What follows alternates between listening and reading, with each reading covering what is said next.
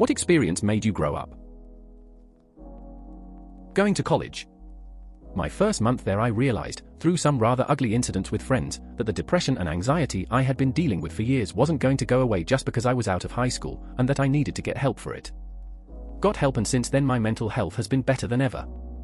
I do still have moments where I'm so anxious or upset that I need to be alone for a while, but they're much easier to manage. Getting laid off while supporting my wife and child. I made around $34 an hour my second year out of the army. I was on top of the world. I could afford to have my wife stay at home with our infant child at the time. It wasn't 6 months later the company went under. My wife eventually found a $12 an hour job while I stayed at home receiving unemployment and searched for work. Took 5 months until I finally found a job. In the end I sold my house and moved into a smaller, much less appealing place. We're finally back on our feet 2 years later, my wife is back to staying at home, and I learned a lot of valuable lessons. He's yours now. This was said by the nurse as she wheeled my son into my hospital room 2 days after he was born. He had to go there for medical complications. As I stood over my son's bassinet, several realizations hit me in a way they hadn't before. I am now responsible for you for years to come. I hope I do not screw this up. And really, this is a lifelong responsibility even when the legal aspect ends. And oh God, what if I screw you up? Becoming a parent was sobering in a way I never expected. Loss. It was always loss. Realizing that everything in your life has an expiration date. And that you shouldn't be sad about it. Just smile and enjoy what you have when you have it. Call your mom. She's not here forever. 2 things. I was big into drugs, and then I had to go visit my best friend in the psych ward. Quit drugs. My grades were low, so I got admitted to business school on probation. Studying became #1 priority. Getting pregnant at 19. My now husband and I had only been together for a month, and my parents were not okay with the whole sex before marriage, so I had to move out and take care of myself. Luckily I had since good friends, a job, and a great partner. She's going to be 2 on the 31st, and it's just awesome. Definitely my first breakup. We dated for 2 years, and she broke up with me suddenly for another woman. I was 19 and a little naive. Rejection hurts, but it made me more realistic about life and SOS. Growing up, my parents used to fight all the time. Think Frank and Estelle Costanza, but angrier and more vicious. Most of the fights would end with my mom going out for a walk in the middle of the night and my dad telling me to go out and bring her back in. My mom would say stuff like, "Would you be okay if I left?" If your dad got remarried, you would have to listen to your new mom. I was maybe around 8, but even then I realized, love and marriage doesn't look like it does on TV. Joining the military. Not boot camp so much, because we were always told what to do and when to do it. It was when I got to my first duty station in NC, I grew up in CA. Suddenly I was on the other side of the country, no friends, no family, and forced to fully take care of myself. Also the fact that my unit was prepping for a combat deployment when I showed up, kind of had a "we're not in Kansas anymore" moment. The realization that I was a completely different person from who my parents were grooming me to be. Grew up the son of a Pentecostal minister. They wanted me to go to Bible school after I graduated. I said no, and then they informed me that Bible school was the only thing they would pay for, so I joined the military. Now I live in Cambridge, UK, and have been able to travel the world and fund my own education. When my mom needed multiple surgeries, and I had to spend a lot of time with my dad, who I didn't really like at the time. This was when I was 15 or 16. Today my mom is doing well, and I have a good relationship with my dad. When I finally realized that almost everyone, almost everywhere, had lied to me about almost everything at almost every opportunity, and almost exclusively for their own benefit or to the benefit of those whom they serve. Hurricane Andrew. Great job, first apartment on my own at 19 years old, and that asshole blew into town and destroyed everything. Building crumbled where I worked. Apartment completely destroyed or lost everything. Blew out all the windows in my car. And worst of all, that damn hurricane killed my cat. My dad had a massive heart attack when I was younger, and it didn't look like he was going to survive the night. My mom just shut down. She wasn't able to have a conversation with the doctor about my dad's wishes and what would happen if he were to pass. She gave permission and I had to be the one to talk to the doctor and my mom about what would happen to him if he were to pass. Luckily, he improved. That was years ago, and this Friday I'm surprising him and taking him to Comic-Con. Babysitting my 6-month-old niece alone for 2 weeks for the first time ever. I had to be her father figure during those 2 weeks because my sister and her husband were both still working another 2 weeks before their 3-week-long leave from the Air Force on the other side of the country. She must remember me taking care of her because whenever I get on Skype with my sister and she sees me or hears my voice, she gets all giddy and starts jumping around in joy. Laughing face. Becoming a mother at 15. She was going to be put up for adoption, but the adoption fell through, long story, so I stepped up. She's 18 now, and is the person who has single-handedly taught me the most in my life. Similar situation. Dad died when I was a baby. Mom never remarried and then died when I was 16. But hey, all I need is to become a millionaire playboy crime fighter and I'm Batman. Edit, yeah, billionaire. But I still wouldn't complain either way. Second edit, cool, Reddit gold. First time too. I don't know what to say to this. Of all the replies I've read till now on this thread, this one touched me the most. I am really sorry for your loss and I wish you all the very best for your future. My cousin lost her child 3 days before her due date. That event made me realize how unfair we are with the mothers who lose their childs. We have a word for childs who lose their parents and one for people who lose their couples, but none for the ones that lose a child. I know it used to be a much common thing in the past, but for our day's standards it feels wrong that hospitals and society doesn't treat them like an actual lost, because they are. In my cousin's case, she buried her child in the garden of my aunt's house in the countryside, and planted a tree on that place. Having a way of saying goodbye really helped her.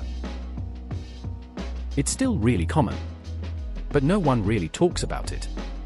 Which sucks because this is exactly the time when you need support. Not just from family and friends, but also by knowing that this happens to a lot of people and doesn't mean you'll never be a parent. Now I know what I want in a partner and I'm willing to put the work in to be the partner that someone would want. This struck something in me. I think this is what everyone should strive for when it comes to marriage. People should try to make themselves the best person they can be before finding someone to spend the rest of their lives with. A person should not honestly be asked to take on a shitload of things. I believe in you. You can do this, and you will carry his name and he would be proud. Hard times will ensue, but I know you can make it through. I hope your luck will turn around soon. But I believe in you. Sorry for your loss. If I could hug you, I would. I've lost my parents and the thing I regret most is trying to bottle up my feelings and continue on like I was unfazed. Therapy helps a ton, and don't let anyone tell you showing emotion is a sign of weakness. If you feel like chatting, just shoot me a message. Talking really does help you get through it. I wish you the best. Agreed. Living alone for the first time, realizing no one is going to help, no one is going to buy your groceries, and no one is going to make food for you can be a real sobering experience. You start by eating crap that's cheap and easy and hopefully get better and start to budget your money and time more wisely. Yeah, but how awesome is it to sit in your own living room for the first time on a Saturday morning, naked, because why not? A little drunk, eating a sandwich you made for yourself, giving yourself a hand job. My first time at a gay bar I was drugged. I remember going to the bathroom and sitting in the toilet freaking out because the way I was feeling wasn't equivalent to being drunk. It was an awful feeling and I remember being so thankful my friend was there. We contacted the bar owner, who was a friend, and he got a hold of the police. For me it just felt like I lost my naive card. I still am now super cautious about my drinks and never let them leave my sight. As someone with schizophrenia, it scares me that one day I could turn like this on my friends and family. I think some days the only thing keeping me sane and grounded is the thought of what it would do to my parents if I let them take over. I can relate to this. Currently in my last semester of college and my depression and anxiety has exacerbated the past few years. I keep thinking that maybe it'll get better after I graduate, but my happiness cannot be dependent on a situation or else I'll never find mental peace. My parents were the opposite. They often treated me and my siblings like a burden rather than their own children. They managed to spend all of their paychecks on new vehicles, a bigger house, and so on. They purchased all these things and yet told us simultaneously, we're broke. We can't afford X. X very often equated to lunch money, field trips, books, school supplies, and even clothes at times. They were emotionally distant at best and borderline abusive at their worst. This created a sort of us and them division in the house. Being the oldest child, I felt like it was my responsibility to take care of my siblings in my parents' stead. That can make you grow up faster than any kid should, and I think it shaped my personality for better and worse. I always felt that it didn't make me grow up, it just left me in this out-of-time stage in which I could never be a full whole person, an adult, because that was taken from me. Losing my innocence didn't give me maturity, it just made me hollow. Same here. I was an adult before. I had graduated college, had a job, been promoted several times. But I was miserable. And after my dad died, I realized my biggest regrets were all job-related. Can't spend time with the family because I have to wake up at 4 a.m. Can't have Christmas with dad because I have to work. Nope. Quit the job, took a pay cut, got my foot in the door in a different field, working on doing what I want to do and to be happy. Working regular hours with actual days off and getting to spend holidays with the family I have left. Worth it. Losing dad made me realize that it's not worth being stuck in a shitty job I hated. Could have been worse. My friend accidentally shot me in the eye with a Nerf gun. It made a hole in my retina, which caused it to detach partially. I needed immediate surgery to prevent going blind in that eye and spent 4 days in the hospital. My vision quality is back to normal, but there is a small, noticeable part missing on the very edge, where there is a permanent scar on my eye from the surgery. It doesn't hurt, but for months later, I still feel it every day, as if something is in my eye, because something is to hold the retina onto the eye. Haven't fired a Nerf gun since, which is a bit sad, since Nerf guns are fun and cool. Just really don't shoot from close range. Took me 50 years to realize it. They will never be pleased. They will never approve. There's nothing that I can do right or do wrong that will make them like me. It's a rigged game and I was a fool to play. My mom passed when I was 16. Just seeing my dad cry was enough to make me grow up very fast. My dad was in sales and traveled a lot, so I pretty much lived on my own my senior year of high school. Kept away from drugs and drinking. Still haven't figured out how. This is exactly how I feel since I lost my mom. The funniest part is I used to be with her all the time and always call when I was away, but it still feels like I could have done more. At least she died in my arms. Yep. People talk about growing up in this way as if it's some positive thing that everyone should do. I came into this thread looking for thoughts on becoming responsible. Instead, I got moments of bleak acceptance that the world is shit. If that's maturity, screw it. I wish that I could write a rhyme in couplets, pure and plain, a verse to turn the hands of time and take away the pain. I'd pen a line to live and last and hold for what it's worth, or try to softly spin the past if words could change the earth. But words are quick and quickly end, and so I'll simply say, I'm sorry for the hurt, my friend, an innocence astray. This world is often cruel and wrong, but still, I swear above, if folks like you are brave and strong, there's always hope and love. She's doing well. It was a classmate, but she never named him. She changed high schools, and I stayed with her. Today she's in a sorority at her college and is just the happiest girl I know, but that doesn't make it any less of a life-altering experience for us. I see her as my daughter. I always have. In that time I just felt like I failed her. A guy at work had a wife who passed away after fighting cancer for 7 years. He worked a lot. Also stayed with friends and stuff cause he couldn't sleep in the house without her. Never seen a guy that broken. It was very hard what to feel when you were around him. It's still really common. But no one really talks about it. Which sucks because this is exactly the time when you need support. Not just from family and friends, but also by knowing that this happens to a lot of people and doesn't mean you'll never be a parent. Ditto. It's still amazing to me how common it is and it's so untalked about. I didn't know my mom had been pregnant before me until I was in my early 20s, and I think she only told me so I'd know that it did happen before I got pregnant. Me too. It's a really sucky thought. One of my closest friends suddenly lost her fiancé and first love. They met when she was 18 and he died 3 years later, and I'll never forget going to her house to see her a couple days after it happened. Don't think I've ever seen someone look so grief-stricken. She wouldn't say much, and she spent the whole time alternating between staring at his ski pass, which she was clutching to her chest constantly, and silently sobbing. She's doing way better now, but she needed counseling for PTSD from it, and it took 2 years before she was herself again. I actually had just started dating someone, and we were planning a double date the day he died. It's scary how fast a life can be snuffed out. He was 28. I'm in a situation like that.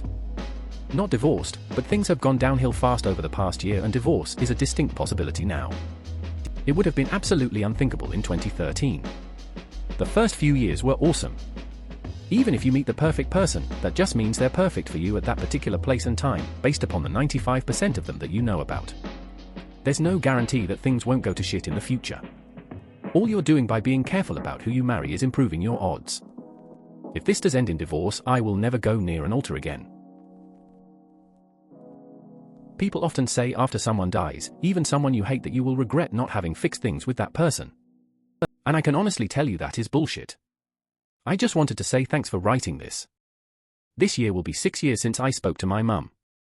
I don't regret cutting her out of my life, and I wish more people understood and got it. Edit, I've only just checked my inbox, and I wanted to say thank you to everyone for their kind replies. Even if I haven't responded directly to you, please know I appreciate the kind words and support. He was arrested shortly after but never faced any jail time. I'm unsure if my mother tried to press charges or not. We don't really bring it up, and I was pretty much completely removed from the situation until the custody battle started. There was a quick divorce and my mother got custody, my brother, and I would just see him on weekends. He continued drinking for a few years, stopped when he married someone else, and at some point picked up the drink again, though in mediation. At this point I probably only see him once or twice every year. It seems like he has quit drinking but picked up smoking instead.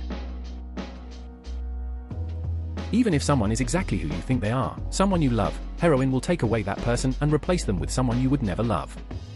Being a recovering addict in a relationship with another recovering addict can be such a huge challenge, even when you're both sober. Ha ha ha. I can't agree more. I also went through this, combined with the fact that I was barely 20 and in a foreign country. No friends at first, no contacts, no job, and no nothing. It scars and shapes you forever. This 100%. My first college party, I literally spent the entire night pulling old dudes, we were 18, they were late 20s, early 30s, off my friends and getting them back to the dorms safely. It completely changed how I looked at going out. It's just kind of a slow sense of dread. It's not like it was quick, the symptoms were slow to develop and incrementally scarier over time. But honestly, you get kind of used to it. And then, all of a sudden, you realize it's not okay and you both need help. My husband is an only child of a divorced parent, so it was the two of us making the decisions. We agreed it was the right things to do, but it was still hard. It was 2 impossibly hard days after what was supposed to be routine surgery. His mother was the world to him, and even when the decision is clear, it haunts you. The first week was a haze, and even now we aren't always sure it's real. But with a loving, supportive partner, you hold each other up. I've never felt closer to my husband than that first week, but if that's what it takes to feel that close, in okay with a little distance. It was back child support. By your mom's logic, that car should have gone to you anyway. Child support goes to the child, not to the custodial parent. Damn, that's quite a story. Hope you're doing well now. If you're still wondering why you'd randomly scream and freak out, it's because you were repressing all your emotions during the whole experience and shoving them into your subconscious, unconscious mind instead of letting it out, and eventually, your mind kind of like metaphorically explodes, for lack of a better word. Because there's nowhere else for the emotions to go, you can't just throw them away, you gotta let it up and out. We're 6 months in and the house will be sold in Tuesday. Not sure how we did it all so fast, but her taxes, and closing the estate, and the only thing left will be memories and the boxes of stuff in our living room. But we shouldn't stigmatize type 2 either. There are plenty of healthy and fit people that get type 2 as well. Being obese just increases your risk for getting type 2. But if it's in your genes, it's already a big risk factor. I can agree on this. I'm pretty chubby and just started dating this girl who I would consider out of my league. All you gotta do is just open your .moth and talk. I work with her and we have the same taste in music. That's how we started talking, and boom. landed the most sweetest, caring, and downright awesome person I have ever met. All you gotta do is just open your mouth and talk, but what if that's precisely the point where I fuck things up? Some people over here are very set in traditional gender roles for some reason. My husband stays home with the kids. To many people this means he's a lazy moocher. To them, I say they must have never had to care for small children. I hate it. Anyway, I have literally had co-workers suggest he go get a job so I can stay home. And me staying home would not mean I was a lazy moocher. Because, thy mom. Makes absolutely no sense. Edit, and if you weren't just questioning why it's stay-at-home wives instead of staying-at-home husbands, the cost of childcare is outrageous for the average person. Please consider subscribing if you enjoyed. Love.